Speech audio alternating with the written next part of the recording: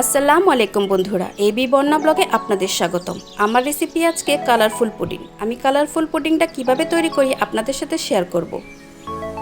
প্রথমে আমি জেলুটা তৈরি করে দিব। জেলুটা তৈরির জন্য নিয়ে নিয়েছি 2 কাপ পরিমাণ পানি,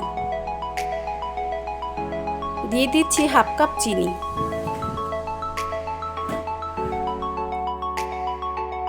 দুই চা চামচ লেবুর রস, আগার আগার পাউডার 2 চা চামচ, হ্যান্ড উইচের সাহায্যে মিশিয়ে দেব। পাত্রটি এখন চুলাতে বসিয়ে দেব। বলক আসা পর্যন্ত অপেক্ষা করব। বলক আসার পর যে পাত্রে জেলিটা সেট করবেন সেই পাত্রে ঢেলে দেব।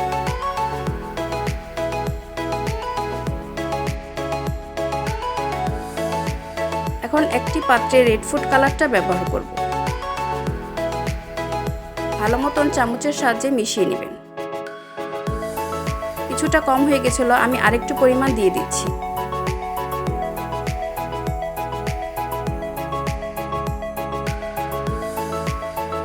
আরেকটা পাত্রে ব্যবহার করব অরেঞ্জ ফুড কালার। এখন 10 মিনিটের জন্য আমি ফ্রিজে রেখে দেব সেট হওয়ার জন্য। আমি দুধ বসিয়ে দিয়েছি হাফ কেজি। আমার জেলুটা প্রায় সেট হয়ে গেছে। এখন জেলুটা কিউব কিউব করে কেটে নেব। দেখুন জেলুটা প্রায় অনেকটা সুন্দর হয়েছে দেখতে।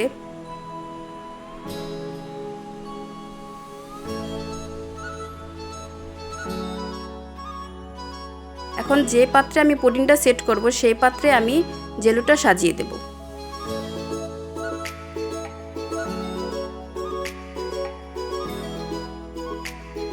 আমার ভিডিওটা আপনাদের ভালো লেগে থাকলে লাইক কমেন্ট শেয়ার করতে ভুলবেন না। আমার দুধটা বলক এসে পড়েছে। আমি এখানে একটা এলাচ দিয়ে দিচ্ছি ফ্লেভারের জন্য। দিয়ে দিচ্ছি 1 কাপ পরিমাণ চিনি, 2 চা চামচ আগার আগার পাউডার পানি দিয়ে গুলিয়ে রেখেছিলাম সেটা ঢেলে দিলাম। অনবরত নাড়তে হবে, না হলে দলা পেকে যাবে। এই তো হয়ে গেছে। এখন আমি যে পাত্রে পুডিংটা সেট করব সেই পাত্রে ঢেলে দেব।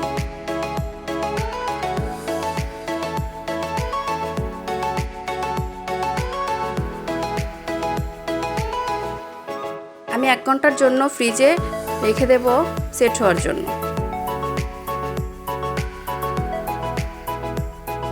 আমি উপরেও কিছুটা ডেকোরেশন করে দিচ্ছি।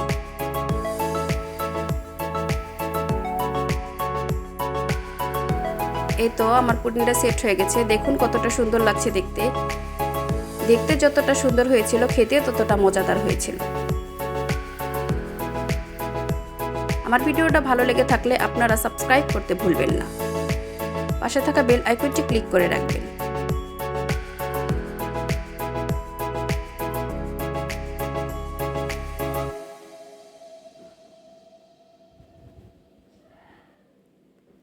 আজকে এই পর্যন্তই। আবার কোনো নতুন ভিডিও নিয়ে আপনাদের কাছে ফিরে আসব। আল্লাহ হাফেজ।